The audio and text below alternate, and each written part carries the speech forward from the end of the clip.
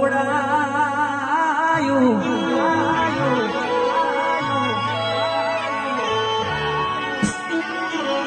ઉજ્જૈનથી સીધો રથ ઉડ્યો એટલે કહેવાય છે ઉજેઠામાં ઉતરી પડી મારા ધર્મી ભુવાની કર્મની કઠનઈ મેલડી ઉતરી પડી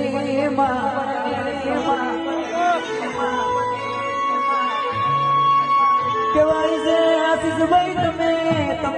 ભાવથી રટીએ છે જય ભાઈ હું ભરજો